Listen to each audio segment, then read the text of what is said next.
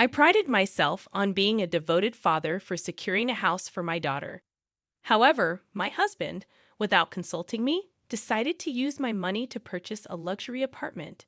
Frustrated by his audacious plan, I swiftly responded by presenting him with divorce papers. In the face of my unexpected move, my husband was taken aback, clearly unprepared for such a turn of events. With a smirk, Jocelyn Anderson, a 50-year-old office worker with a passion for French since my student days, initiated what I considered the real retaliation. Let me take you back a bit. I had been married at 23, but my first husband passed away just 6 months into our marriage due to a tragic traffic accident caused by a drunk driver. Although I received $500,000 as insurance money, no amount of wealth could bring my late husband back. During that period of mourning, Ernest Anderson, a compassionate colleague from the same company, provided solace by lending a patient ear to my stories. Gradually, our connection deepened, leading to our remarriage when I was 25. Fast forward to the present, and my daughter, Christina, now an independent illustrator, had stirred tension in our family. Disagreements over her education arose during her senior year of high school. Ernest had always imposed his ideal path for Christina, envisioning her attending a prestigious university and pursuing a conventional career in a big corporation. His expectations clashed with Christina's passion for illustration, a talent she had cultivated since childhood.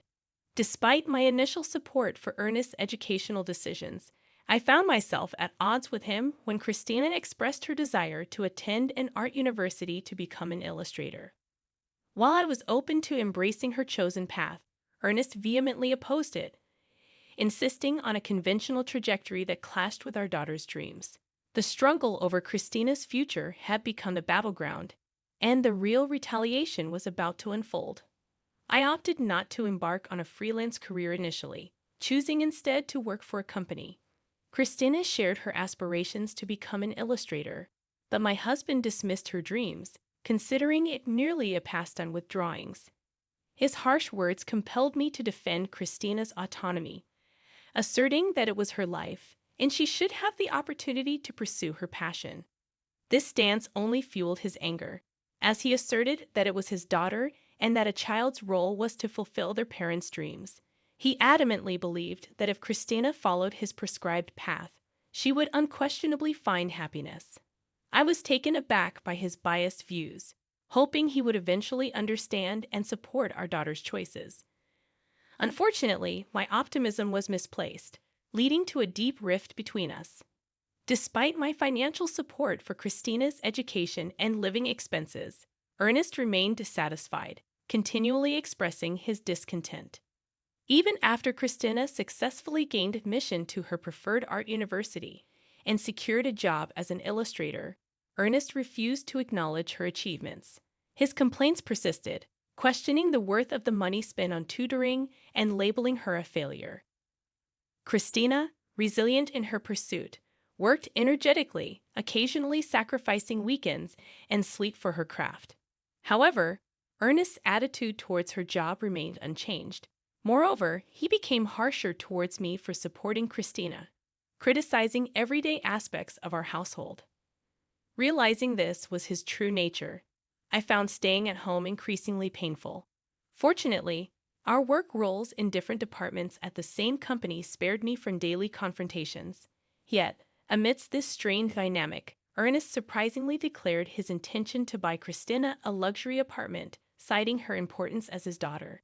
Despite his apparent disdain for her career choice, this sudden change in attitude raised suspicions, prompting me to question his motives.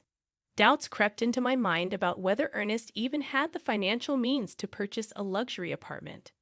Observing my reaction, he coldly smirked and disclosed his plan, stating that I would be the one footing the bill. Shocked, I protested, urging him not to make such decisions without consulting me.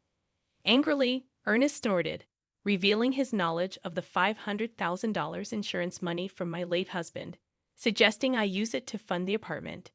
He callously declared his intent to live there with Christina, emphasizing that both she and I were ultimately his possessions. Fueled by a fierce anger, I could not fathom his vindictive scheme and the audacity to exploit crucial insurance money for such a purpose. In response, I retaliated without mercy, presenting him with divorce papers. Astonished, Ernest likely hadn't anticipated my preparedness, but this marked the commencement of my real retaliation. Facing him with a smirk, I explained my long-standing lack of trust in someone who discriminated against his own daughter and expressed my exhaustion with constant criticism. I disclosed my decision to divorce him, clarifying that I had been contemplating it for a while, waiting for the opportune moment. Seizing on his earlier mention of divorce, I handed him the papers, urging him to file quickly if he desired freedom. Initially dismissing it as a joke, Ernest reacted angrily when confronted with the reality of divorce. My anger peaked as he attempted to downplay the situation. Unperturbed, I insisted he accept the divorce papers, emphasizing the incomprehensible principles behind his actions. Threatening legal consultation, Ernest reluctantly received the papers, still claiming it was all a jest. Concerned about potential retaliation, I swiftly left the house, submitting the divorce papers to the city court. I promptly informed Christina about the outrageous behavior, and she too expressed fury. She condemned her father's actions and offered solace, suggesting that I stay at her apartment for a while. So, I made the decision to spend the night at Christina's place. That evening, we delved into discussions, meticulously planning our next moves against Ernest. About a week later, on holiday, Christina and I paid a visit to Ernest's house, the place I had called home until just a week prior, now feeling like a distant stranger's abode. Upon ringing the doorbell, Ernest swiftly emerged, adopting a condescending gaze as he questioned our purpose. He arrogantly assumed we had come to apologize for everything. Despite the infuriating condescension, I suppressed my anger and spoke in a meek, apologetic tone, claiming that I had indeed come to apologize for my wrongdoings. Christina, playing the role of a repentant daughter, echoed my sentiments. Oblivious to the theatrics, Ernest appeared genuinely pleased, believing we had come to our senses. However, his curiosity was piqued when he noticed the bags we carried, bags so full they were on the verge of bursting, tied up tightly to conceal their contents. From one of the bags, I extracted a bundle of actual $10,000 bills. Expressing remorse for my actions, I offered him some of my late husband's insurance money, urging him to use it to live in the luxury apartment with Christina. I mentioned the $500,000 total and asked him to keep it safe. Ernest's eyes gleamed at the sight of the money, and he eagerly agreed to safeguard it. He led us into the house without hesitation.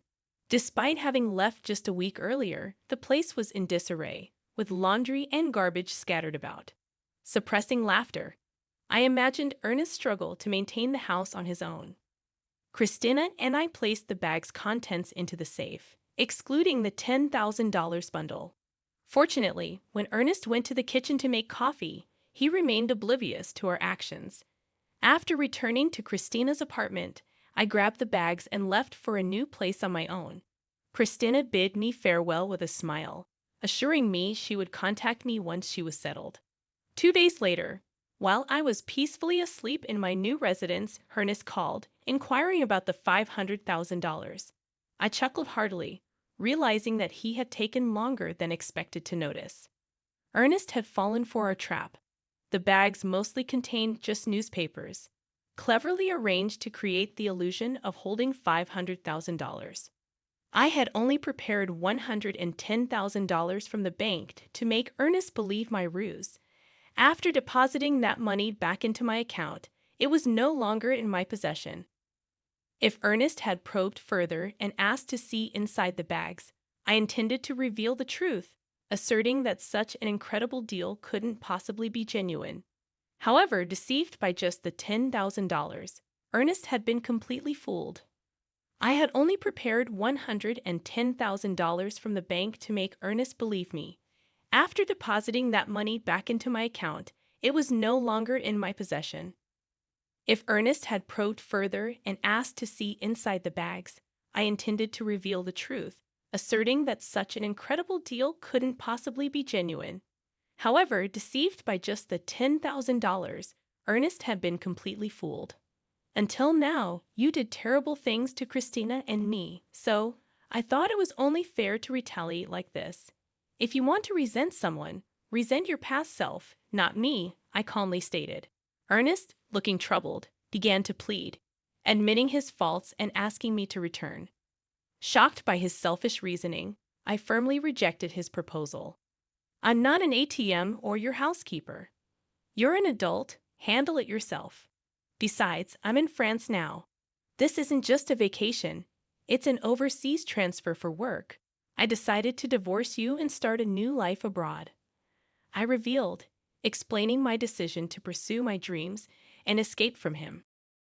Ernest, perplexed by the news, questioned why I hadn't informed him earlier. I dismissed his query, stating that we were practically strangers now, working in different departments.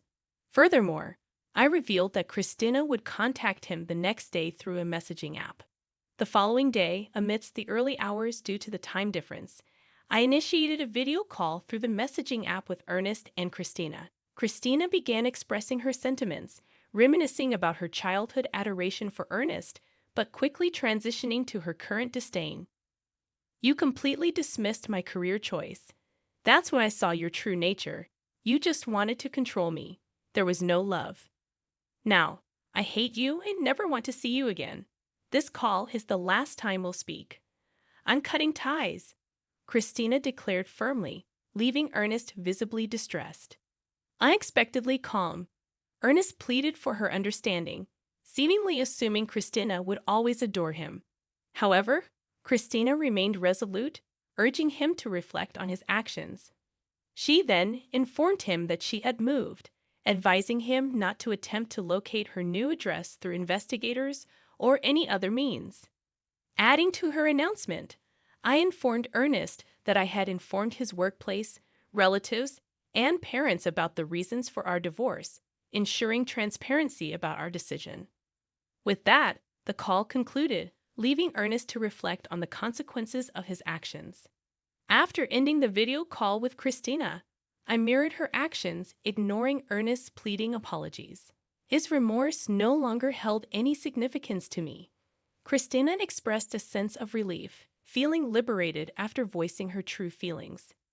Executing our plan brought a semblance of satisfaction, especially witnessing the impact it had on Ernest. In the aftermath, Ernest faced consequences at various fronts. He became uncomfortable at work and eventually resigned. Disowned by relatives and parents, he had to abandon the luxury apartment purchase. His disruptive actions even led to a scene at Christina's workplace, resulting in a ban for entering. Ernest's selfish choices resulted in a cascade of losses, and he retreated into a reclusive existence at home. Attempts to contact him for work-related matters were in vain. When a colleague finally visited his house, they encountered a disheveled Ernest with a wild beard, lifeless face, and a nauseating odor emanating from his abode. His once home had transformed into a ghostly garbage dump. Observing Ernest's miserable life, I couldn't help but think that he was reaping what he sowed. Meanwhile, I found happiness in my new life abroad, overcoming cultural barriers with careful communication and relishing the use of my French skills. The decision to transfer overseas proved to be a rewarding one. Christina, thriving in her career as an illustrator, had been entrusted with significant projects. In our phone conversations, she conveyed her satisfaction, emphasizing the joy of pursuing her passion. As a parent, witnessing my daughter shine in her chosen path brought immense gratification. Despite the challenges and adversities, both Christina and I emerged from the ordeal radiant and fulfilled in our respective lives. The journey, though tumultuous, affirmed that we had made the right choices, and the pursuit of our dreams had led to a brighter and more gratifying existence.